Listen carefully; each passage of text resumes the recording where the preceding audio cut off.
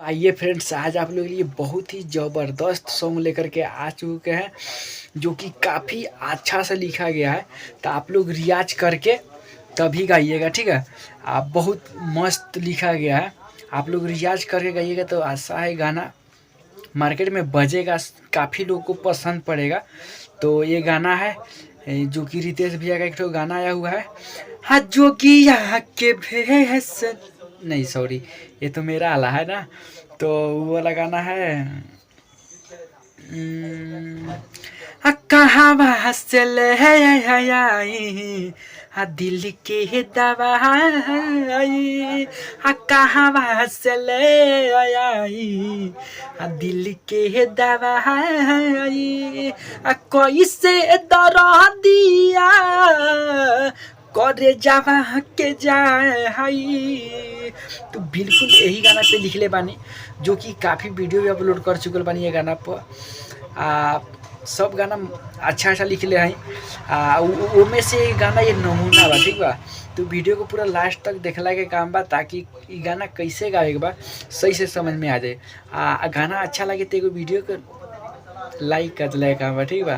कैसे अपन चैनल है भाई, मिलजुल के चलावेगा भाई, प्यार दुलार देहल एकदम जरूरी बा। तो इस चैनल पर मेहनत रुआलो निखतरा होई या हमेशा होत रही, ठीक बा।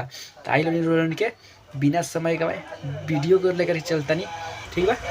तो बना रही लोनी मुँह खड़ा सुना रहा हाँ जोगिया के भेस धके हाय हाय बुतोर दुआरिया, हाँ जोगिया के भेस धके हाय हाय बुतोर दुआरिया, करी हो नहालाय जान पड़ी जब नजरिया, हाँ जोगिया के भेस धके हाय हाय बुतोर दुआरिया, करी हो नहालाय जान पड़ी जब नजरिया, कवनो बहाना कके आई ह बहरिया, कवनो बहाना कके आई ह बहरिया,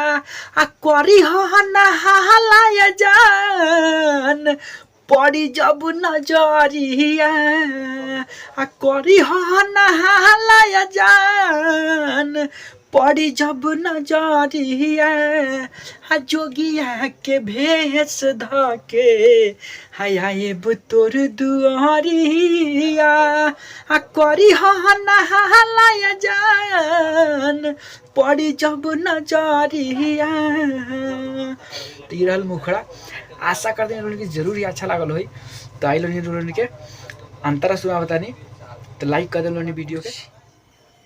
इस प्रकार से गावे के बाद हाँ जहिया से छोड़ के गइलू हाँ रहिले ना चयन से, हाँ झर झर गिरे लोरावा नयन से, हाँ जहिया से छोड़ के गइलू हाँ रहिले ना चयन से, झर झर गिरे लोरावा दुनु हमारा नयन से, चुपके से भले आके पिला दिह जहरिया, चुपके से भले आके पिला दिह जहरिया, करी ह नहालाय जान पड़ी जब नजरिया, जोगिया के भेस धके हाय हाय बुतोर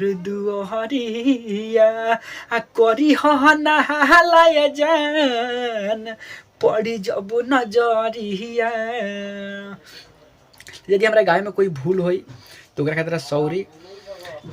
पाना पे लिखल गल बा सही से, तो ओकरा पर ध्यान दे के रितेश भैया गाना सुन के सही से आप रियाज हो जाए। कैसे हम तो भाई अब हमारा रियाज करे भाई सही से ना, तब ना सुना पाए। तो पाना पे जो भी लिखल बा सही लिखल बा, तो रितेश भैया गाना पर टच खिया लिया सही से जैसे गावे के बाद मालूम चढ़ दी। दूसरा अंतर सुनाता जो कि उमें नाम लिखा गया बा, तो नाम हमरो रख देम लोनी तो बढ़िया लागी, ठीक बा हमरो भी।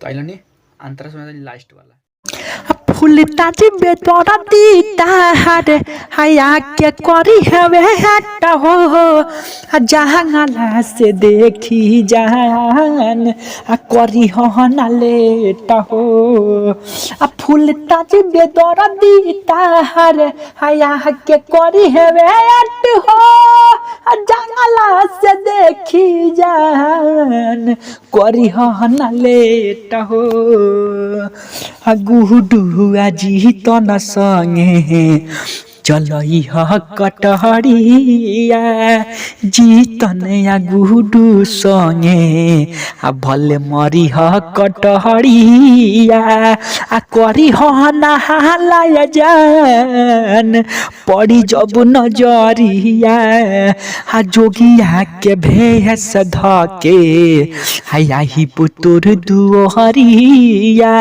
जोगिया के भेस धके ही पुतुर दुहरिया करी हो नहाला जान पड़ी जब नजरिया जोगिया के भेस धके। तो गाना आशा करें कि जरूर ही अच्छा लागल होई। तो वीडियो के लाइक करके जाए लोनी कैसे रुआ लोनी के आपन चैनल बा लाइक कर जरूरी बा भाई, ठीक बा। तो एक लाइक करके जाए लोनी चैनल की यदि नया बनी चैनल पर तो चैनल के भी सब्सक्राइब कर दे लोनी, ठीक बा। ऐसा गाना रोल आते रही तो फिर लेकर के आओ अगला वीडियो। तब तक के लिए सब भोजपुरिया भैया लोग के प्रणाम करता नहीं। जय हिंद, फिर मिलते हैं अगला वीडियो में।